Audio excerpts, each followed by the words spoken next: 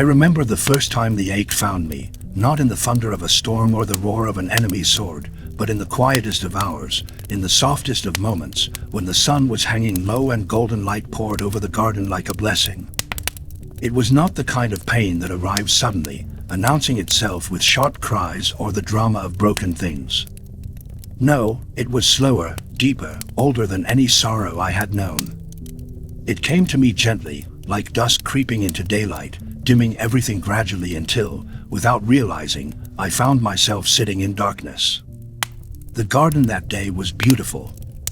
The roses had bloomed in wild abandon, their fragrance rich, as though God himself had pressed his lips to each petal. The breeze played with the hem of my robe, rustling the olive trees overhead.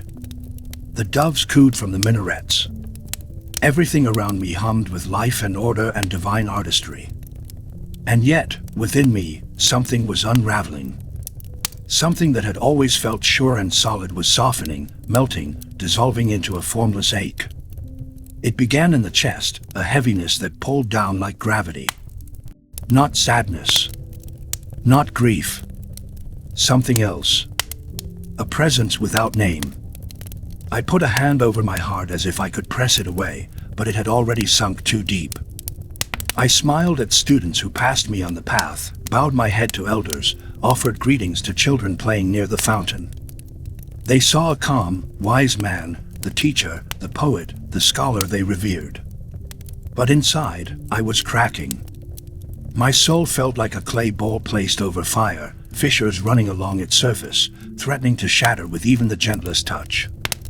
I walked the length of the garden slowly, deliberately, as though I could outrun it with enough distance, as though the scent of jasmine or the rhythm of my steps might soothe what I refused to name. But the ache remained. It followed like a shadow that grows longer with the setting sun. Later that evening, when the world had quieted, I returned to my chambers. The walls glowed with the soft breath of lamplight. Books lined the shelves, manuscripts I had studied for years, words I had memorized and once believed could hold all truth. But that night, they felt like dried leaves. Hollow. I ran my fingers over them, hoping for some spark of wisdom, some verse that might unlock this knot within me. But even the most beautiful lines felt distant, as though I were hearing an echo from across an ocean. I had spoken of love, of longing, of God's nearness, but now, none of it answered the burning question I could no longer ignore. Why does my soul weep? I sat on the floor, cross-legged, trying to pray. My lips moved, but the words felt lifeless, like recitations learned by a child who does not yet grasp their meaning. I bowed my head to the earth, forehead pressed to the rug, but my heart did not follow. I asked God where he had gone. I asked if I had displeased him. I asked if the path I had walked so faithfully had led me into illusion rather than illumination. But no voice came. No angel touched my shoulder. No revelation broke through the ceiling. Only silence, thick and complete, like snow falling in a forest. That silence terrified me, for I had always been guided, always felt some spark within. Now it felt like I was holding a lantern that had suddenly gone cold. In desperation, I rose and walked to the window. The moon was out, half covered by a drifting cloud. The city below murmured softly in sleep. I pressed my palm against the glass and felt its coolness. There was a strange longing rising in me, not just for comfort or understanding, but for something even deeper, more primal, to be seen. Not by a crowd, not by disciples, but by the eternal, by the divine gaze that sees through the skin, the bones, even the soul itself. I didn't need answers. I needed to know that in this hollowing out, I had not been abandoned. I whispered into the night, if this ache is from you, show me how to bear it. And if it is not, deliver me. Still, the silence held. But in that silence, something subtle began to stir, not a voice, not a vision, but a presence. It was inside the ache itself. I could feel it, just barely. As if the pain were not empty, but inhabited. As if, buried inside this heavy sorrow, was the touch of something sacred. I leaned into it, just a little, and I noticed for the first time that it wasn't pure agony. It had texture, shape, a kind of rhythm. It was not stabbing but burning, steady, contained, purposeful. Not chaotic, but alive. And something within me, some deep, wordless knowing, said, "This is not your enemy. This is not punishment. This is invitation." I fell back onto the cushions behind me, breath shallow, heart pounding. My body trembled, not from fear, but from the nearness of something vast. I realized then that the ache had not come from outside. It had been waiting in me all along, like a secret sealed beneath layers of certainty and pride. And now, something, God, time, love, grief, I cannot say, had cracked me open just wide enough for it to emerge. I was terrified. I was awake. And for the first time in my life, I knew that I would never be the same. The ache had entered like a thief but settled like a teacher. And though I did not yet know its name, though I had no teachings or verses to explain it, I sensed that this pain had meaning. That perhaps the very wound I feared was the gate through which the beloved would walk. But I was not ready yet. Not ready to surrender. So I did what all hearts do in the beginning. I wept, quietly, without language. And the silence around me stayed, not cruel, not indifferent, but listening. Waiting. Loving, from within the pain. I ran. I ran with every part of myself that remembered how to flee, from sorrow, from uncertainty, from the unbearable stillness of not knowing. I ran with my intellect, wrapping myself in knowledge like a thick cloak against the storm, hoping if I just read enough, recited enough, taught enough, the ache would grow weary and leave me. I buried myself in volumes of ancient wisdom, combed through the words of philosophers and saints like a man searching for a hidden cure. I quoted scripture with reverence, I dissected metaphors with precision, and I gave sermons laced with eloquence. To the world, I was a scholar illuminated. But within, I was burning. There is a kind of fire that does not show itself in flames. It smolders in silence, in solitude, in the quiet moments when the mask slips and the soul trembles alone. I tried to reason my way through the ache, as though pain could be solved like a riddle. I turned to the teachings that once brought me joy, but they now rang hollow, like a bell with no echo. Words that had once shimmered with life now fell from my lips like dust. I turned to prayer, reciting the names of God until my voice cracked, but they did not rise like incense. They felt like stones. I fasted, hoping that emptiness in the body might summon fullness in the heart. But hunger did not hush the ache, it only echoed it, made it sharper, more insistent. I danced until I was breathless, spinning with the dervishes until the edges of the world blurred into light and sound, but even then, even in the ecstasy of whirling surrender, when I collapsed into the arms of silence, the ache was there to greet me. Patient. Still. Waiting. And so I ran with my body, too, walked through the streets, moved from the mosque to the market, from the study to the garden, from the garden to the riverbank. I stayed in motion as though stillness would cause the ache to solidify into something too real to bear. I spoke to friends, wise ones who had tasted the wine of the divine, but though their words were kind, I heard only the space between them. I looked into their eyes and saw reflections of peace, but it was a peace that did not touch me. I was no longer standing outside pain looking in, I was submerged in it. And still I denied it, refused to turn toward it. I feared what I might find there. Not demons. Not madness. But truth. And I was not yet ready to know that truth. There were moments when I believed I could cast the pain out like an unwelcome guest. I would kneel in the darkness and command it to leave, as though it were a shadow I could scold. I would whisper to God with trembling lips, "Haven't I given you everything? My thoughts, my heart, my time, my words. Why then do I feel forsaken?" But the silence that followed was not cold. It was deep, immense.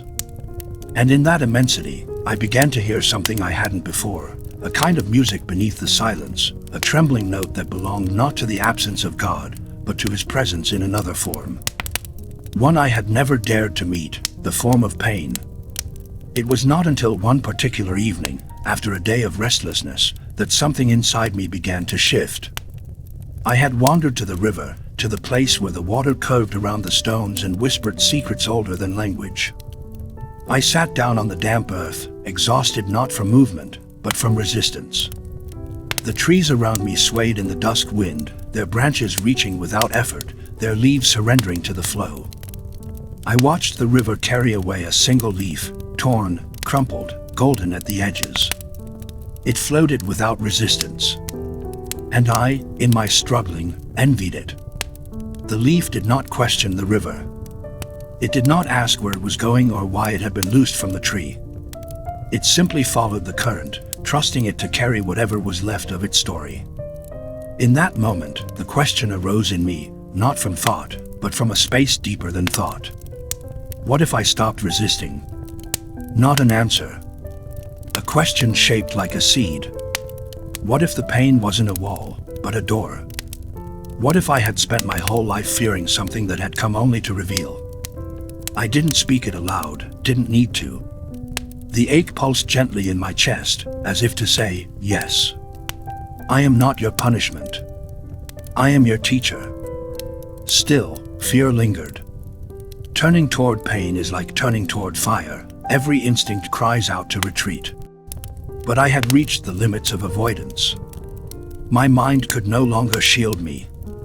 My words could no longer protect me. My movement could no longer distract me. And so I sat there, beside the river, not with courage, but with surrender. Not ready to conquer the pain, but simply ready to stop fleeing from it. The ache did not grow louder in response, it grew quieter. It began to breathe. I felt it not as an enemy, but as a presence. Alive. Ancient. Compassionate. Not there to destroy me, but to dismantle what was false, to make space for something real. That night, I returned home and did not light the lamp. I let the darkness enfold me. I did not reach for my scrolls. I did not recite prayers. I lay down with my hand over my heart and let the ache be what it was. For the first time, I allowed myself to listen to it, not analyze it, not judge it, not spiritualize it, but simply listen. And in that silence, I heard something I had never heard before, my own soul, weeping, not out of weakness, but out of longing. Longing to be known, not in perfection, not in performance, but in truth. And that was when I began to understand, this pain had not come to punish me.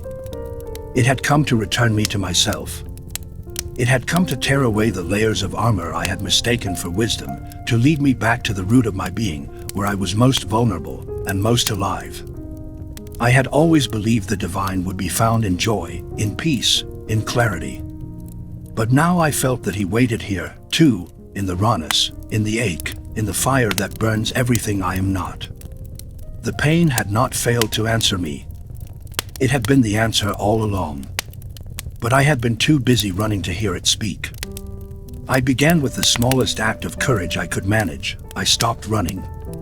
Not forever, not entirely, but for one fragile moment that held the weight of a lifetime. That moment, though fleeting, was infinite in its own way. I let myself sit, not in meditation, not in prayer, but in the naked silence that follows surrender.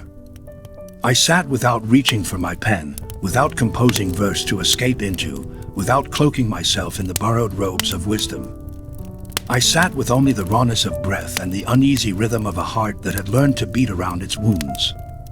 The pain I had fled from, cloaked in teachings and turned into riddles, was no longer a ghost in the shadows. It sat beside me like an old friend, uninvited yet known, bearing no malice but demanding no less than everything. The silence was not peaceful. It was not the silence of serenity, but of exposure, like standing in the cold night without a cloak, with the stars watching but offering no warmth.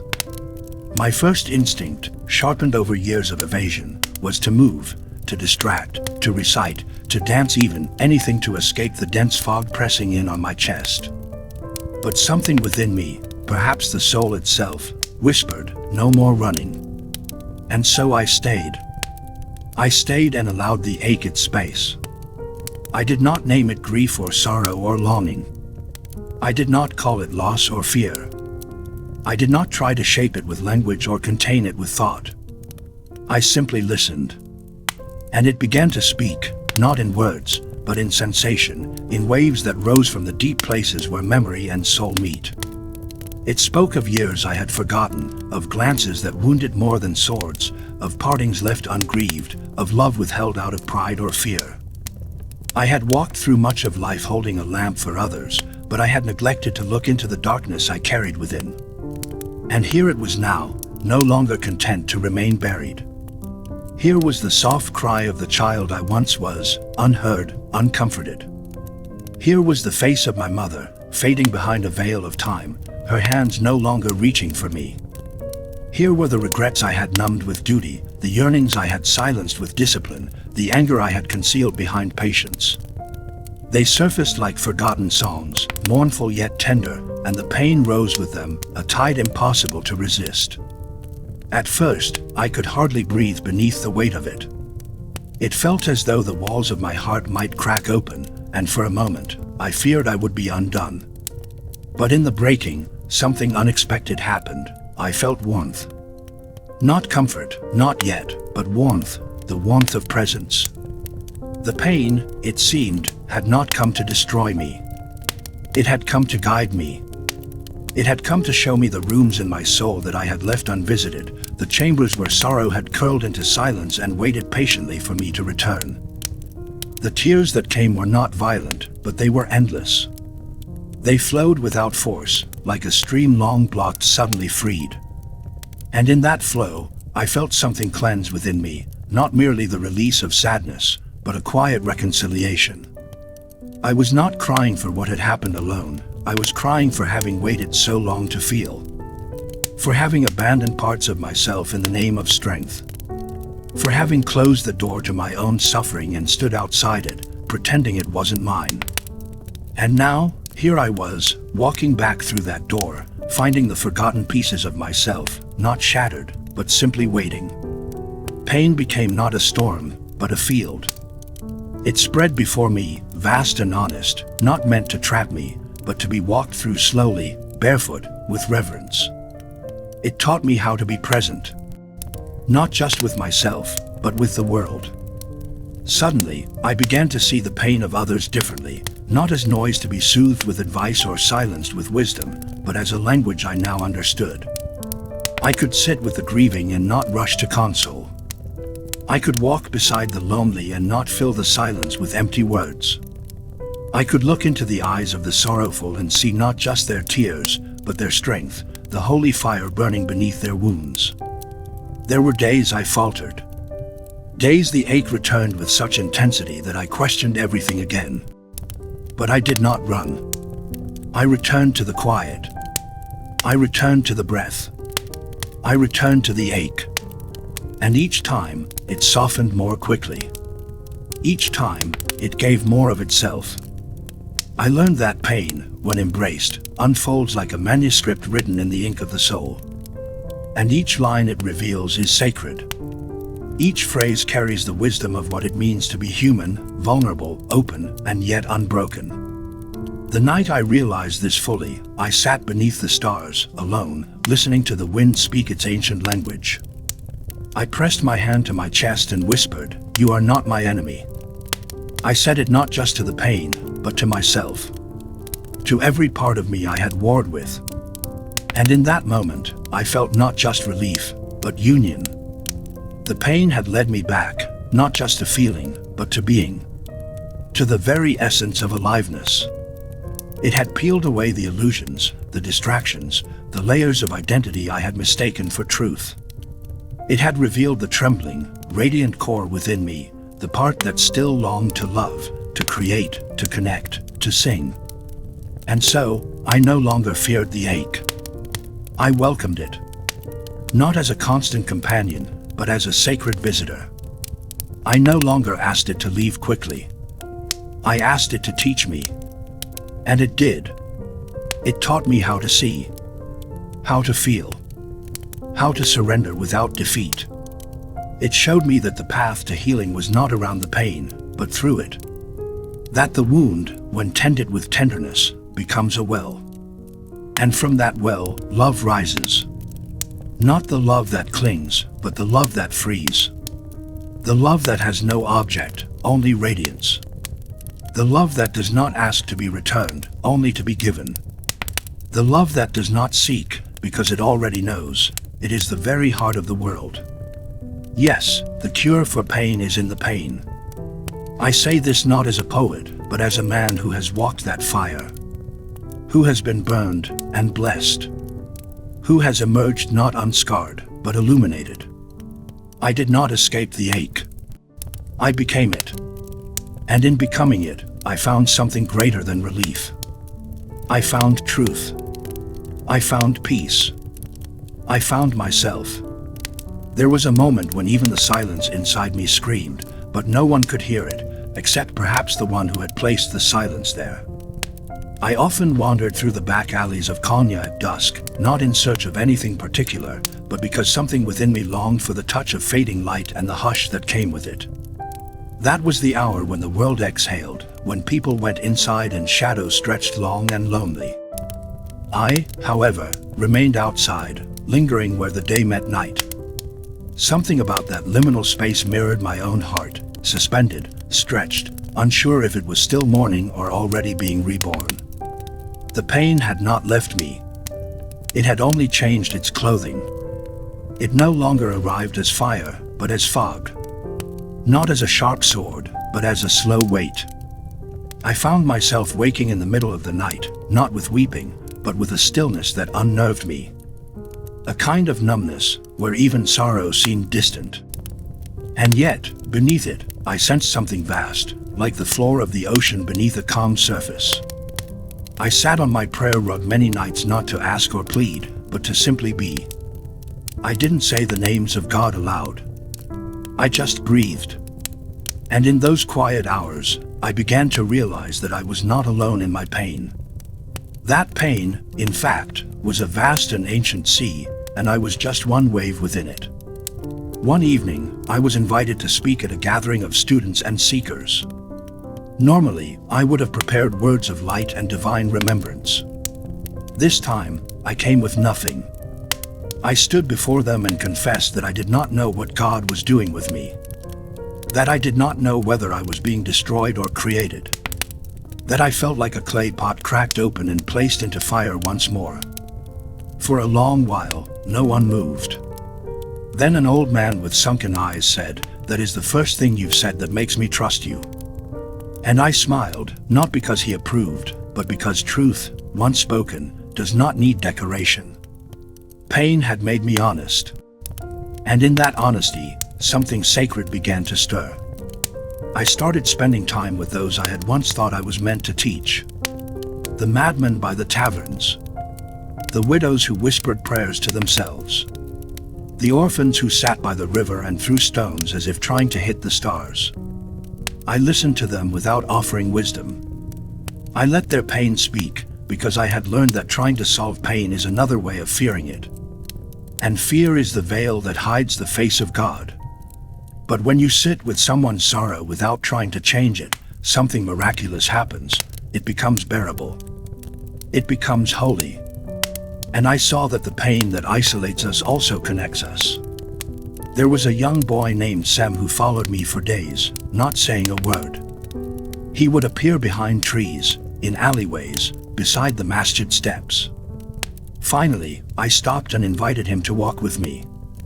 He told me his mother had died the previous winter and that since then, no one had looked at him the way she had. I asked him what that look was like. He paused for a long time, then said, like she was listening to me even when I didn't speak. And I understood. That is what we all crave.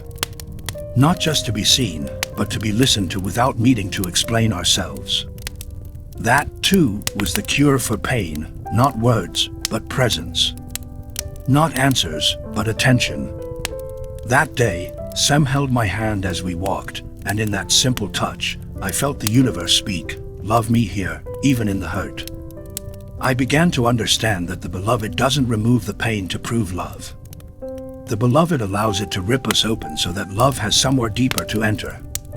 The cracks become the places where the light is poured. Without them, we are stone.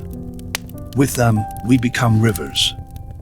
Once, I sat by the tomb of a man I had once envied, wealthy, respected, surrounded by admirers in his life. But in death, he lay in silence like us all. As I sat there, I thought about how much we try to escape suffering, as though it were the enemy. But that man, for all his comforts, had never let pain teach him. And I wondered, who had truly lived more, the one who had escaped suffering, or the one who had tasted its full wine and let it make him humble? I left no flowers on that grave. Only a tear. A tear not for him, but for all the ways I too had tried to escape the very thing sent to awaken me. People began to say I had changed. That I was quieter. That I spoke less of certainty and more of mystery. They asked if I had lost faith. I told them, no. I had lost the illusion that faith meant feeling good. I had learned instead that faith meant standing in the fire and still saying, God is here. Faith meant saying yes to the ache, not because I enjoyed it, but because I trusted that it was an invitation. An invitation to lean in, not run away. One day, a woman approached me after a gathering. Her eyes held that delicate mixture of terror and hope. She said her son had died and that she could not pray anymore, could not feel God anymore. She asked if I thought she was cursed. I looked at her and said, no. I think your heart is breaking open to make more room. She wept. Not out of despair, but out of the strange relief that someone did not try to fix her grief. I wept too. Because in her breaking, I saw my own. Every soul I met seemed to reflect some hidden corner of my own suffering. And in seeing them, I saw myself more clearly. This is the strange alchemy of pain. It isolates you so it can bring you back to the truth that there is no separation. That your sorrow is not yours alone. It belongs to the body of humanity. And to hold it with grace is to become part of that body more deeply than ever before. And so I walked, day after day, not away from pain, but deeper into it. Not to drown, but to find the spring beneath it. Because now I knew, what I had fled was never the wound itself, but the part of me that feared to feel. And once I let that fear go, the wound no longer ruled me. It became a well. A sacred, aching well from which I could draw compassion, tenderness, and an infinite capacity to be with others in their darkest hour. I no longer wished to be a man of answers. I only wished to be a presence of truth. A witness to the beauty hidden within the hurt. For the pain I had once cursed had now become my prayer. And I bowed to it daily, whispering, thank you for breaking me open. Thank you for showing me the door I never knew I needed to walk through. The day came when I no longer asked the pain to leave. I treated it as an old friend, one who had knocked on my door at the most inconvenient hour, uninvited and relentless, but who, once inside, rearranged the furniture of my soul in a way I never could have managed alone. I began to wake in the mornings not with resistance but with reverence. Pain had become my teacher, and every lesson was carved not in ink, but in the fibers of my being. I did not study it. I lived it. I breathed it. And slowly, it became something holy. I remember walking through the garden in early spring, when the first buds dared to open. The sky was a soft blue, almost shy, and the air carried the trembling of new life.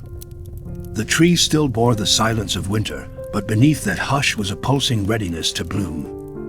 I saw in them a reflection of my own heart, still bearing the stillness of past griefs, yet trembling at the edge of becoming. I sat beneath a fig tree, my robe brushing the newly awakened grass, and I listened, not with ears, but with my whole self. The world was whispering again. It was saying, you are allowed to bloom through your wound. In those days, I found myself drawn to the sick, the lonely, and those whom society overlooked.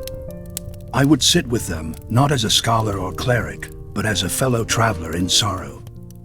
There was an old weaver whose hands had grown too stiff to work his loom. He told me that he prayed for death, for without his craft, he felt useless. I did not console him with false comfort. I simply placed my hand over his and said, "You are still a thread in the loom of the divine, even if you can no longer weave."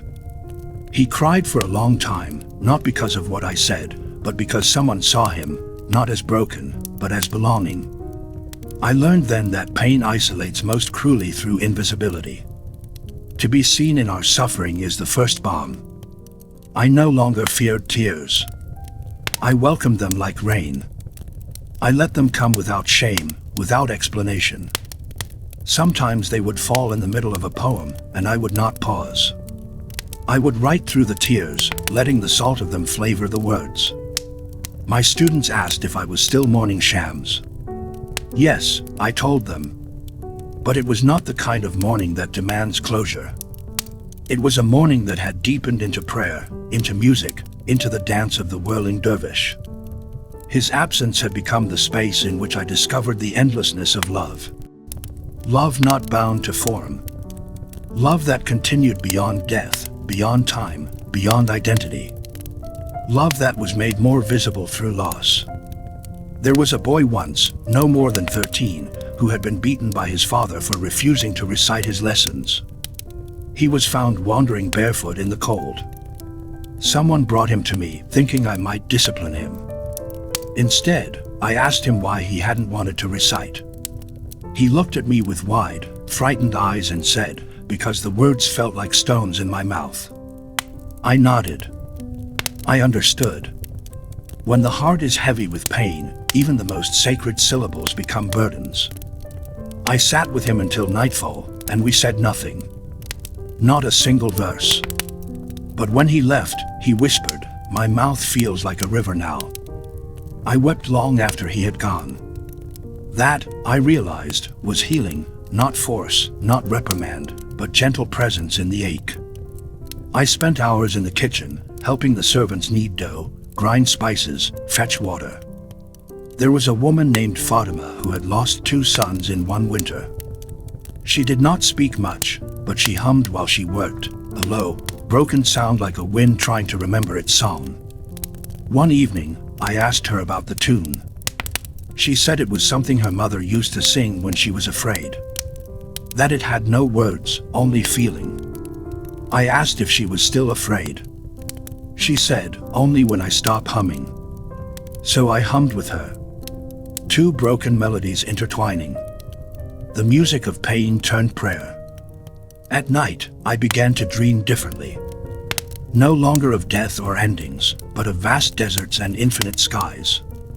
In one dream, I stood on a mountain and watched my own heart rise like the moon. It had scars across its surface, craters of longing, but it shone brightly nonetheless. I woke with the certainty that we are not meant to be perfect. We are meant to be real. Real with our sorrow. Real with our confusion. Real with the ache that refuses to be soothed. For in that rawness, something greater than comfort is born: connection. Compassion. Communion. I wrote less, but when I did, the words came not from intellect, but from the aching well of silence within. I no longer tried to craft meaning. I simply transcribed what I heard in the pain. Sometimes it was a single phrase, "Let yourself be cradled in the arms of what you fear." Other times it came as music, a rhythm in the blood. I began to understand why the reed flute cries. It is not separated from the reed bed because it is cursed. It is separated so that its hollow sorrow might sing. And we are no different. The pain hollows us so that divine breath may pass through. I walked alone more often, into the fields, into the markets, into the alleys where stories clung like ivy to every wall. I listened to the earth, to the dogs, to the children playing with broken dolls. Everywhere I turned, I saw the same truth, that the pain we try to hide is what makes us beautiful. That the wound, far from being our weakness, is the gateway to the sacred. I saw beggars with more grace than kings. I saw lepers with eyes that radiated peace. I saw myself in every broken face, and I knew with the full force of my being, that the cure for pain had never been outside me. It had always lived within the pain itself, waiting for me to stop fleeing, to turn and bow before it, to enter it like a temple whose door only opens when we cease resisting. That was the beginning of something vast. Not the end of pain, but the transformation of it. And it came not through denial or distraction, but through the deepest kind of surrender. Not the surrender of giving up, but the surrender of giving in, into the wound, into the longing, into the sacred dark where God waits with outstretched arms and says, "You've come home." The ache I once feared transformed into a sacred companion, a presence that moved with me through every moment, every breath. It no longer felt like a curse or a burden, but like a hidden flame, flickering quietly beneath the surface of my being. This flame did not burn destructively, it warmed and illuminated.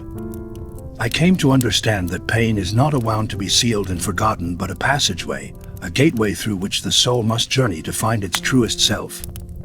Each pulse of that pain was a step deeper into my own heart, a deeper descent into the vast unknown where healing begins not by avoidance, but by full immersion. I recall a day when I sat beneath the shade of an ancient cypress tree, its branches heavy with the stories of centuries.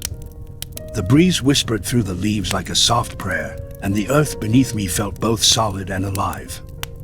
I placed my hand on the soil and closed my eyes, inviting the ache to speak once more. It came, not as a sharp pang, but as a subtle rhythm, a heartbeat within the heartbeat, calling me to remember.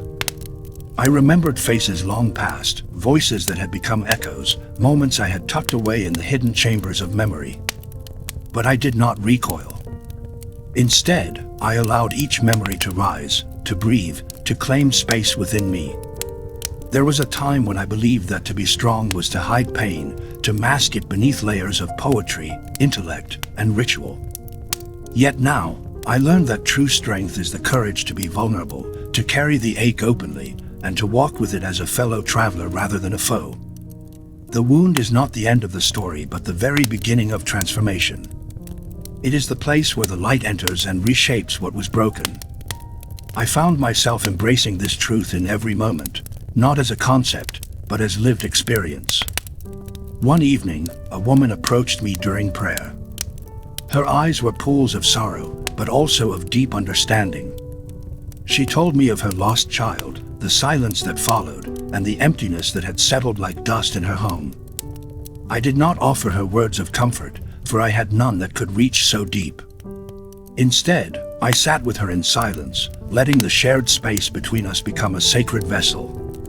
In that quiet communion, I saw the invisible threads that connect all suffering, that invisible web where our individual pain becomes part of a collective heartbeat. I realized then that the path to healing is not solitary, but woven through the presence of others who bear their wounds with grace. The ache taught me patience beyond the bounds of time. Healing does not come in bursts, but unfolds like the slow turning of the seasons. I witnessed the flowering of the pomegranate tree after a harsh winter, the gradual softening of hardened earth beneath persistent rains. Each cycle carried its own rhythm of death and rebirth, mirroring the inner landscapes of the soul. I understood that rushing toward relief is a form of denial, that to endure pain fully is to honor the sacred process of becoming. In the silence of night, I would sometimes hear the distant call of the nightingale, a song of longing and hope that pierced the darkness. It reminded me that within suffering lies the seed of beauty and transformation. The nightingale's melody is not separate from its sorrow, it is born of it. So too is our deepest joy born from the wellspring of our deepest ache. The pain, then, is a kind of alchemy, turning grief into grace, loss into love. I began to see my own story reflected in the faces of those around me, the weary traveler carrying burdens too heavy to name, the mother whose eyes held the weight of countless prayers unanswered, the child who trembled in the shadow of fear. In their suffering, I found a mirror to my own. And in that reflection, a profound truth settled within me, that we are not separate in our pain, but deeply united. Our wounds are the sacred language through which the soul speaks, inviting us to lean in, to listen, to heal together. As the days passed, I found myself drawn more deeply into the practice of presence. Not a presence that seeks to fix or change, but one that simply is, steady, open, compassionate. When the ache surfaced, I did not fight it or flee. I invited it closer, tracing its contours with the gentle touch of awareness. I spoke to it softly, as one might to a frightened child, saying, "You are safe here. You are seen. You are loved." And in that simple acknowledgement, the pain seemed to soften, as though it had longed not to be banished but to be embraced. This journey through pain became, paradoxically, a journey into love.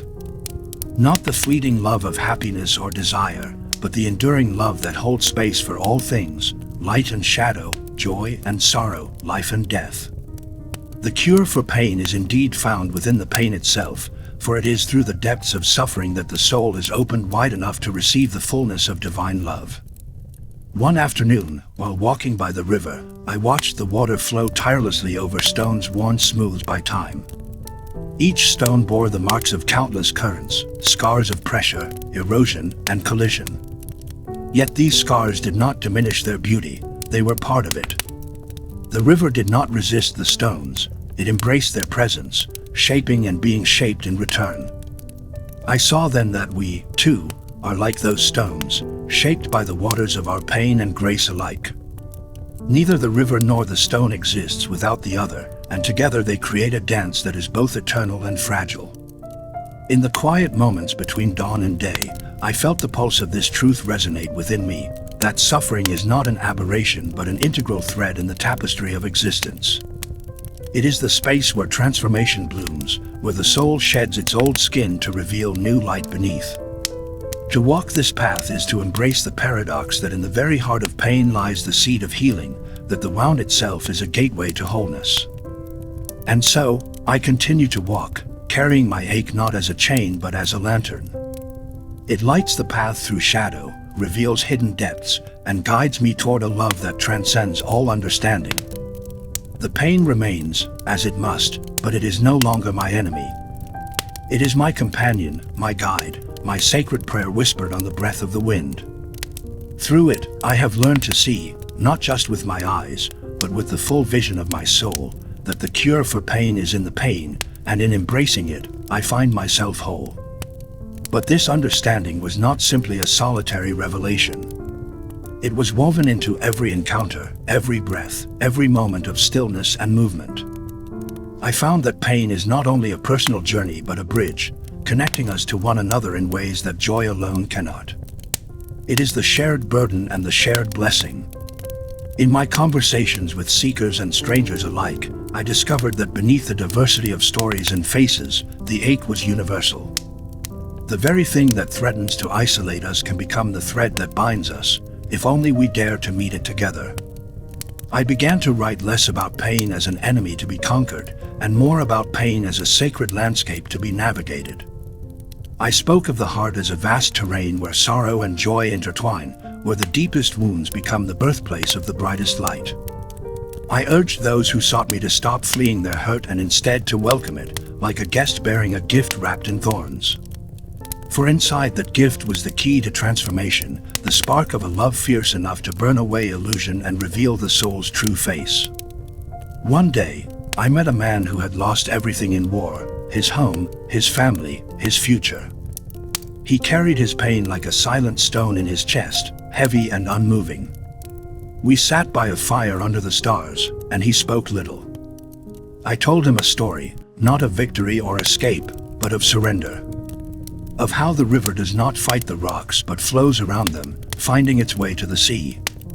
And slowly, as the fire flickered and the night deepened, I saw the stone begin to soften, the breath to deepen, the heart to open just a little. It was a small moment, easily overlooked, but to me, it was a miracle, a testament to the power of presence and the sacredness of pain. In the quiet of my own heart, I continue to journey, sometimes stumbling, sometimes soaring, always moving deeper into the mystery. The pain remains a companion, sometimes fierce, sometimes gentle, but always true. And in this truth, I have found a refuge that no sorrow can destroy. A refuge that whispers, with the tenderness of a lover, that the cure for pain is not to escape it, but to embrace it fully, to let it teach, to let it transform, to let it lead us home. There was a profound shift that took place within me, subtle yet all-encompassing, like the quiet unfolding of dawn before the sun has fully risen. I realized that the pain I had carried so long was not merely an obstacle to be endured but a doorway, an invitation to a deeper kind of knowing and presence. This transformation did not happen in a moment of grand revelation but through countless small encounters, quiet reflections, and the steady practice of surrendering to what was rather than resisting. Each time I allowed myself to feel the rawness of my ache without flinching, I peeled back another layer of fear and illusion, stepping closer to a truth that transcended both suffering and relief. I came to understand that pain is not simply a personal burden but a universal language spoken by every soul. It is the common thread that weaves through the tapestry of human existence, connecting us in ways that joy alone cannot. I thought often of the reed flute, hollowed and split from the reed bed, its sorrowful melody born precisely from separation. Like the reed, we are shaped and sing through our wounds. The pain of separation, loss, and longing is not a curse but the very source of our deepest music. I began to see that the ache in my heart was a sacred song waiting to be heard and shared. One evening, as twilight embraced the city, I found myself wandering the streets where merchants were closing their stalls and children's laughter echoed in the distance. I stopped by a small fountain, where a young woman sat alone, her face shadowed by grief yet softened by a quiet resilience. She looked up as I approached, and in her eyes, I saw the reflection of my own journey, an ache both fierce and tender. We spoke little, but the silence between us was filled with understanding. She placed her hand over mine, a gesture without words, and I felt a wave of compassion rise within me. It was in this moment I truly grasped that to hold space for another's pain is one of the most profound acts of love. The days that followed were marked by a growing awareness of how often we disguise our pain behind masks of pride, distraction, or even spiritual pride. I have been guilty of this myself, using verses and teachings as shields to keep others, and sometimes myself, at a distance. But pain, I learned, demands authenticity. It calls us out of pretense and into the naked truth of being. I began to speak more openly about my own wounds, not as a teacher with answers, but as a fellow traveler bearing scars. In revealing my brokenness, I found connection and liberation. Others came forward with their stories, and together we formed a circle of shared humanity, where sorrow and healing danced hand in hand. In the quiet of my chambers, I often reflected on the paradox that the cure for pain lies within the pain itself. This was no easy truth to accept, for it meant that the path to healing was not avoidance or escape but courageous engagement. It required leaning into the discomfort, allowing the heart to break open wider, and trusting that in that breaking, something sacred was born. I remembered the words I had once written, "Don't grieve. Anything you lose comes round in another form." Now, I understood this not as a distant hope but as a living reality. Loss was transformation, and transformation was love. There were moments when the weight of sorrow threatened to overwhelm me, when the past reached out with cold fingers, and the future seemed shrouded in uncertainty. Yet, in these moments, I would close my eyes and breathe deeply, returning to the still point within, the silent center where pain and peace coexist. I learned to meet my suffering with a tenderness that was once foreign to me, to cradle it as a mother cradles a frightened child. This tenderness softened the sharp edges of despair and opened a space where grace could enter. One night, under a canopy of stars, I dreamed of a vast ocean, endless and deep, both terrifying and beautiful. I stood at its edge, feeling the cold waves lap against my feet. At first, I resisted, afraid to be swept away. But then, I stepped forward, letting the water envelop me, allowing myself to be carried by the currents. In that surrender, I felt a profound liberation. The ocean was not my enemy, it was my home. And so it is with pain. When we stop resisting and allow ourselves to be immersed in its depths, we discover that it is not a prison but a passage, a sacred river that carries us toward wholeness. This journey transformed not only how I related to my own suffering but how I saw the world. I began to notice the subtle aches that lived in the eyes of strangers, the quiet heartbreak hidden behind smiles, the invisible battles waged in silence. My heart expanded with compassion, breaking open wider with each encounter. I understood that every wound carries the potential to awaken love, every tear is a seed of grace, and every broken heart is a door to deeper connection. In the end, the cure for pain revealed itself as a paradox. Only by fully embracing the pain, feeling it, honoring it, allowing it to move through us, can we transcend it. The wound becomes a portal to transformation, the ache a path to awakening. I carry this truth within me now, not as a distant teaching but as a living flame. It guides me through shadow and light alike, reminding me that to be truly alive is to be willing to suffer deeply, love fiercely, and open ourselves to the boundless mystery of the divine. But this understanding was not simply a solitary revelation. It was woven into every encounter, every breath, every moment of stillness and movement. I found that pain is not only a personal journey but a bridge, connecting us to one another in ways that joy alone cannot. It is the shared burden and the shared blessing. In my conversations with seekers and strangers alike, I discovered that beneath the diversity of stories and faces, the ache was universal. The very thing that threatens to isolate us can become the thread that binds us, if only we dare to meet it together. I began to write less about pain as an enemy to be conquered, and more about pain as a sacred landscape to be navigated. I spoke of the heart as a vast terrain where sorrow and joy intertwine, where the deepest wounds become the birthplace of the brightest light. I urged those who sought me to stop fleeing their hurt and instead to welcome it, like a guest bearing a gift wrapped in thorns. For inside that gift was the key to transformation, the spark of a love fierce enough to burn away illusion and reveal the soul's true face. One day, I met a man who had lost everything in war, his home, his family, his future.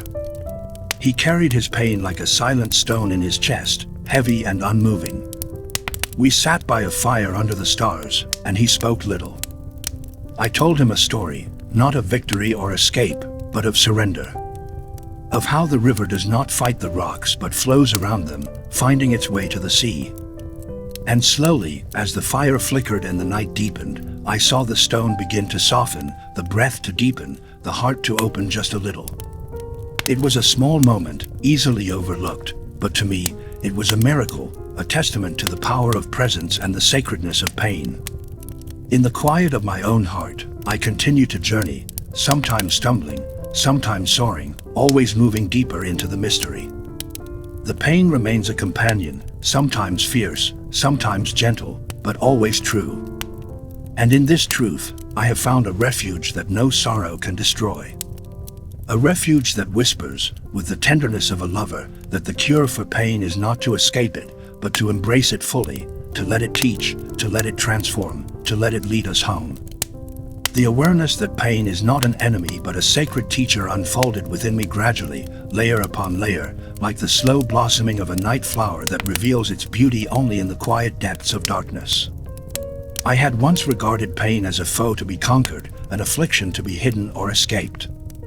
Yet through countless moments of vulnerability and introspection, I came to see it with new eyes, as a portal to a deeper truth, a passage through which the soul must journey in order to awaken fully to itself and to the divine presence that permeates all things. This understanding did not descend upon me in a sudden flash, but grew steadily, nurtured by my own suffering, by the shared stories of those I met, and by the silent wisdom of the world around me. I recall evenings spent beneath the vast expanse of stars, when the cool night air wrapped around me like a soft shawl, and the world seemed to hold its breath between one moment and the next. In those hours, I would meditate on the nature of pain, not as something to be feared or denied, but as a sacred flame that burns away the illusions shielding the heart. Like the blacksmith's fire that purifies and shapes the raw metal, pain has the power to forge us anew, stripping away what is false and leaving only the essential, the authentic self that longs to be known and embraced. This recognition brought with it a tenderness I had not known before, a compassion not only for others but for myself. I began to speak more openly of my wounds, not as badges of shame or weakness, but as marks of a journey well traveled. My poems, once veiled in metaphor and mysticism, grew rawer and more direct, carrying the heartbeat of my own vulnerability. In this honesty, I found freedom. It was as if naming my pain aloud lifted a weight from my shoulders, and in doing so, invited others to do the same. Together, we formed a circle of shared humanity, where sorrow was not a secret burden but a bond that connected us across the chasms of isolation. One particular memory remains vivid, a day when a traveler, weary and broken, came to my door. His eyes held the silent testimony of battles fought and losses endured, and though his words were few, his presence spoke volumes.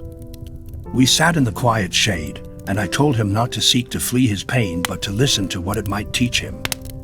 "The wound is where the light enters," I said softly, borrowing from the wisdom that had been whispered to me in moments of darkness. Slowly, I saw the tension in his shoulders ease, a flicker of understanding dawn in his gaze. It was a small moment, but one that echoed the profound truth that healing begins when we cease to resist and begin to receive the lessons pain offers. The natural world became an endless source of metaphor and consolation. I watched the river carve its path through stone, relentless yet patient, shaping and being shaped in return. The trees shed their leaves in autumn, not in defeat but in wise surrender, making space for new growth. The night sky, with its cycles of waxing and waning, reminded me that all things move through seasons of fullness and emptiness. These rhythms mirrored the inner tides of the heart, teaching me that pain and healing are woven together in an eternal dance. At times, my own sorrow seemed like a vast ocean, its waves rising high and threatening to engulf me. Yet I learned to dive beneath the surface, to breathe through the depths, trusting that the darkness held its own kind of light. It was in this descent that I discovered the paradox of pain, that the very act of surrendering to suffering can open a doorway to liberation. Like the reed flute, whose mournful sound is born from being hollowed and broken, the soul's most beautiful melodies arise from its deepest wounds. I also saw how pain demands presence, not a hurried or distracted presence, but a stillness that allows us to fully inhabit the moment, to be with what is without judgment or escape. In practicing this kind of mindful attention, I found that pain lost much of its power to dominate and instead became a guide, pointing me toward deeper understanding, empathy, and love. It taught me patience, teaching me that healing unfolds in its own time and cannot be rushed or forced. Throughout this journey, I recognize that pain connects us all in a web of shared experience.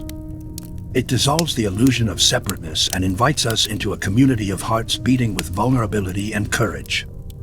In gatherings both large and small, I witnessed the transformative power of bearing witness to each other's suffering, how simply being seen and heard can kindle hope and foster resilience. This collective holding of pain became, in itself, a kind of sacred ritual, a testament to the enduring strength of the human spirit. And so, I continue to walk this path, not seeking to erase my wounds but to honor them as sacred portals through which the divine enters my life. I carry my pain like a lantern, its light revealing the hidden landscapes within me and illuminating the way forward. The cure for pain, I have learned, is found not by avoiding it but by embracing it fully, by allowing it to break us open so that love can pour in, healing every fracture and transforming every sorrow into a song of grace. This truth sustains me, anchors me, and guides me as I move through the ever-changing seasons of life, forever grateful for the gift of pain and the wisdom it imparts. There came a time when I understood that pain was not only a teacher and a portal but also a sacred companion, a presence that walked beside me, neither enemy nor friend, but a constant reality woven into the fabric of my existence. This realization did not come with grand fanfare or sudden illumination, but through the gentle accumulation of countless moments in which I chose to sit with my suffering rather than flee from it. In those moments, I discovered a profound intimacy with my own heart, a tenderness that softened the sharp edges of anguish and allowed me to glimpse the hidden beauty nestled within the folds of sorrow. Pain, I saw, was not something to be conquered or escaped but to be known deeply and held with loving kindness. I remember evenings spent in quiet contemplation beneath the sky, where the stars whispered ancient secrets and the moonlight cast a silver glow upon the earth. The world felt vast and mysterious, and within that vastness, my pain felt both immense and strangely small, like a single thread in the vast tapestry of creation. I would breathe deeply, feeling the ache within me rise and fall like the tide, a rhythm both steady and unpredictable. Rather than resisting its ebb and flow, I learned to move with it, to let the waves carry me without fighting against their current. In this surrender, I found a kind of freedom, an opening where the heart could breathe and expand beyond the confines of fear and isolation. This journey taught me that pain is not merely a burden borne alone, but a bridge connecting us to the shared human experience. I saw this truth reflected in the eyes of strangers, in the quiet sorrow carried by mothers and the weary resilience of travelers. Their stories, though varied, resonated with the same underlying melody, the universal song of loss, longing, and the search for meaning amidst suffering. In recognizing this shared thread, I felt less alone, and my heart opened wider to embrace not only my own wounds but the wounds of all beings. Compassion grew like a wildflower in the cracks of my brokenness, fragile yet persistent, offering shade and solace to myself and others alike. There were moments when the weight of pain pressed so heavily that I feared it might crush the very spirit within me. Yet, even in those darkest hours, I found a flicker of light, a spark of hope that refused to be extinguished. I learned to hold this spark carefully, nurturing it with patience and faith. It was in the presence of this small but steadfast light that healing began to take root. I realized that healing is not a destination but a process, a gradual unfolding that cannot be rushed or forced. Like the slow growth of a seed beneath the soil, it requires time, care, and the willingness to remain present through uncertainty and discomfort. In the solitude of my inner chamber, I often spoke softly to my own heart, offering words of comfort and understanding. I became my own healer, learning to cradle my pain as one might cradle a wounded bird, gentle, patient, and unwavering in love. This self-compassion was not born of weakness but of courage, for it takes great strength to face one's own suffering without judgment or denial. Through this tender embrace, I discovered that the heart has an incredible capacity to heal itself when given the space and kindness it needs. Nature continued to be my greatest teacher. I watched the river as it flowed tirelessly, carving paths through stone with persistence and grace. I observed the seasons as they danced through cycles of death and rebirth, the bare branches of winter giving way to the blossoms of spring, the fiery leaves of autumn surrendering to the quiet snow. These cycles mirrored the rhythms within my own soul, reminding me that pain and healing are not opposing forces but parts of a sacred whole. The wound and the cure exist side by side, each giving meaning to the other. I also came to understand the power of presence, not only my own but that of others. There is a profound healing that occurs when pain is met with genuine witness, when suffering is held in a space of acceptance and love. I saw this in the gatherings of those who sought solace and understanding, in the quiet exchange of stories and tears, in the unspoken bond that formed between hearts laid bare. This communal holding of pain creates a sanctuary where healing is possible, where isolation dissolves, and where the light of connection can shine through the darkest shadows. One particular memory remains etched in my heart, a night when a traveler, worn by hardship and loss, came to rest near my dwelling. His eyes told stories too heavy for words, and his silence spoke volumes. We shared a fire beneath the stars, and I offered no counsel, only presence. Together, we sat in the stillness, allowing the night and the firelight to hold our shared grief. In that simple act of bearing witness, I saw his shoulders relax, a sigh escape, and a small glimmer of peace emerge. It was a sacred moment, a reminder that sometimes the greatest gift we can offer is to simply be with another in their pain. In the weaving of these moments, I came to appreciate that pain is not a solitary trial but a thread woven into the grand tapestry of life. It binds us not only to ourselves but to all who walk this earth. Through suffering, we discover our shared humanity, and in this discovery, a profound connection that transcends language, culture, and time. It is this connection that holds the promise of healing, not as a distant goal but as a present reality accessible whenever we choose to meet pain with openness and love. As I continue along this path, I carry my pain not as a chain that binds me but as a lantern that lights my way. It guides me through the shadows, revealing hidden depths within myself and others. It teaches me humility and grace, reminding me that to be fully alive is to be willing to suffer, to love, and to open our hearts wide enough to hold both joy and sorrow. The cure for pain, I have come to know, is not found in fleeing from it but in the courage to embrace it, to let it teach, to let it transform, and ultimately, to let it lead us home to the deepest essence of our being. Even now, when the ache stirs anew, whether through loss, disappointment, or the quiet sorrows that come unbidden, I meet it not with fear or resistance, but with a steady breath and an open heart. I remind myself that this too is a moment of grace, an opportunity to delve deeper into the mysteries of love and existence. And in doing so, I honor the sacred truth that the cure for pain lies not beyond pain, but within its very depths, waiting to be discovered, embraced, and ultimately transformed. As I stand now at the culmination of this long and winding journey through the landscapes of pain and healing, I find myself humbled by the profound mystery that has unfolded before me, one that I once feared and resisted but now embrace as the very essence of life itself. The truth I have come to know is that pain is not a burden to be borne in isolation nor a trial to be overcome by sheer will alone. It is a sacred passage, an invitation from the universe to awaken to the fullness of our being. Through the fire of suffering, the soul is refined, and in the depths of sorrow, a radiant light begins to glow, one that illuminates not only our own path but offers guidance and comfort to others who walk beside us. This understanding has transformed the way I move through the world.